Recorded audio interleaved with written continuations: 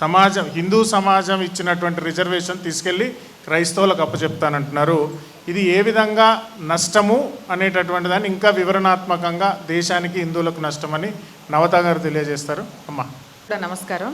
అయితే ఇందాక నుంచి మోహన్ అన్న కానీ ఇంకొకరు కానీ మాట్లాడుతూ చెప్పింది ఏంటంటే, దళిత హిందువులు క్రైస్తవంలోకి మారుతుంటే ఇలాంటి ఒక రౌండ్ టేబుల్ జరుగుతుంటే దీనికి మిగిలిన వర్గాల వాళ్ళు అంటే బీసీలు, ఓసీలు కూడా హాజరవ్వడం చాలా సంతోషంగా ఉందని.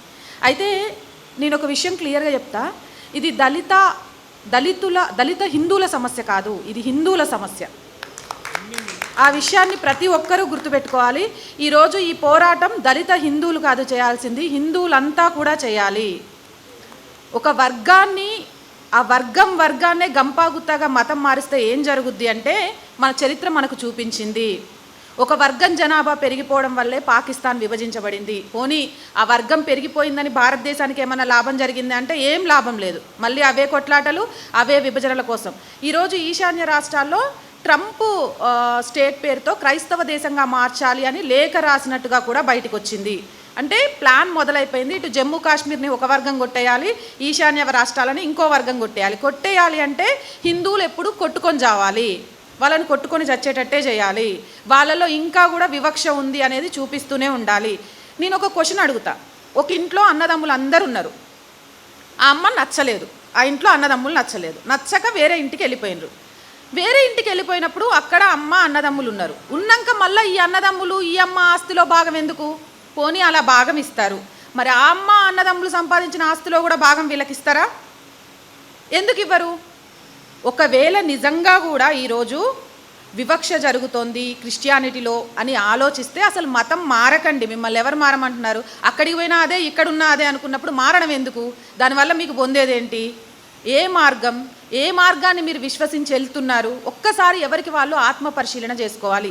ఈరోజు కనుక దళిత క్రైస్తవులకు సంబంధించి కొంతమంది మాట్లాడుతున్నప్పుడు అక్కడ వివక్ష జరుగుతుంది, రిజర్వేషన్ ఇస్తాము అని అంటే, రేపు దళిత ముస్లింలు కొత్తగా పుట్టుకొస్తారు మాకు రిజర్వేషన్ కావాలి అని.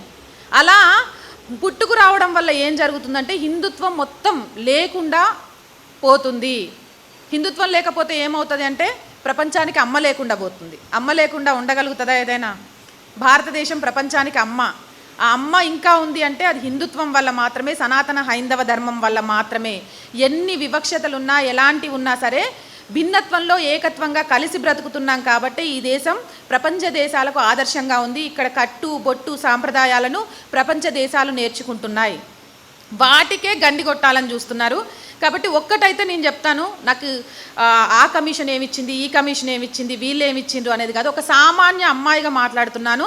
మేము అన్నదమ్ములం, అక్కా చెల్లెలం కొట్టుకుంటాం రాబాయ్, ఎంతైనా కొట్టుకుంటాం, మాలో మేమే కొట్టుకుంటాం. మూడో వ్యక్తి రావాలని ప్రయత్నం చేయొద్దు. వచ్చి మీరు మా అన్నదమ్ముల్ని గుంజుకెళ్తామంటే మాత్రం చూస్తూ ఊరుకోము. అందరం కలిసి మీ మీద పోరాటం చేస్తాం. ఒకవేళ అన్నవాళ్ళు చెప్పినట్టు ఏ పార్టీ అయినా సరే మతం మారిన దళితులకు రిజర్వేషన్ ఇస్తామని మాట్లాడితే ఆ పార్టీలకు వ్యతిరేకంగా ఓట్లు వేయించేలాగా అన్ని కులాల వాళ్ళు పోరాటం చేస్తారు. అదైతే వాస్తవం. ఇక్కడ ఇది దళితుల సమస్య, దళితులకు మళ్ళీ దళితుల సమస్యగా తీసుకొస్తే మిగిలిన వాళ్ళు పట్టించుకోరు కాబట్టి వాళ్ళని ఆదరించే వాళ్ళు ఉండరని ఆటోమేటిక్గా ఈ పోరాటం ఏదైతే అణిచివేయచ్చు అని ఆలోచిస్తున్నారో అది తప్పు.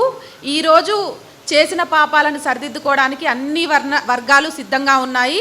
అన్ని వర్గాలు కూడా ఈరోజు దళిత హిందువులకు మద్దతుగా ఉంటారు. ఈ దేశాన్ని ఇంకో ముక్క కానివ్వడానికి సిద్ధంగా లేము. కాబట్టి మా నుంచి దళిత సోదరులను దూరం చేసుకోవడానికి సిద్ధంగా లేము.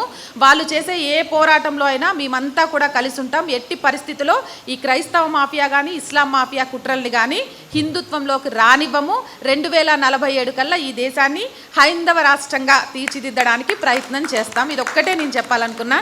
ఈ అవకాశం ఇచ్చిన పెద్దలకు ధన్యవాదాలు.